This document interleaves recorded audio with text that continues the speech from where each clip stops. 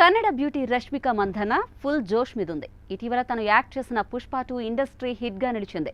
దాదాపు 2000 కోట్ల వసూలు చేసి సంచలనం సృష్టించింది. ఆ తర్వాత బాలీవుడ్ లో చావా కూడా 800 కోట్లకు పైగా కలెక్షన్లు సాధించింది. లేటెస్ట్ గా రష్మిక మళ్ళీ తమిళ సినిమాతో సౌత్ ముందుకు రానుంది. వరుస తర్వాత మళ్ళీ కాలీవుడ్ ఆడియన్స్ ను పలకరించనుంది. సోషల్ మీడియాలో యాక్టివ్గా ఉండే రష్మిక ఇన్స్టాగ్రామ్ ఖాతాలో కొన్ని ఫోటోలను షేర్ చేసింది. ఇందులో ఆమె తమిళ భాష, చెన్నైపై తనకున్న ప్రత్యేక అభిమానాన్ని చాటుకుంది. ఈ ఫోటోలు ఇప్పుడు నెట్టింట బాగా వైరల్ అవుతున్నాయి. రష్మిక దక్షిణాదిలో దాదాపు అందరి స్టార్ హీరోలతో నటించింది. నాగార్జునతో కలిసి దేవదాస్ సినిమాలో యాక్ట్ చేసింది. ఇప్పుడు మళ్ళీ కుబేరలో స్క్రీన్ షేర్ చేసుకుంటున్నారు నాగార్జున, రష్మిక.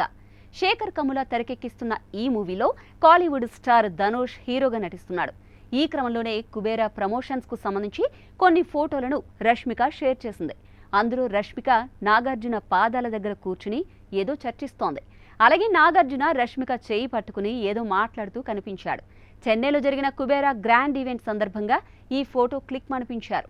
ఇప్పుడు ఈ ఫోటోకు రష్మిక ప్రత్యేక క్యాప్షన్ ఇచ్చింది. చెన్నైలో కుబేరా సినిమా ప్రమోషన్లను ప్రారంభించాం. నా బాల్యం ఇక్కడే గడిపాను కాబట్టి చెన్నైకి నా హృదయంలో ప్రత్యేక స్థానం ఉంది అని రాసుకొచ్చింది.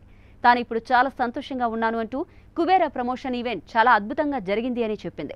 నాన్న ఇక్కడే పనిచేసినందున తాము చెన్నైలోనే నివసించామని, రస్కిన్ అనే స్కూల్లో చదువుకున్నానని, ఇప్పుడు ఆ పాఠశాల ఉందో లేదో నాకు తెలియదని చెప్పింది.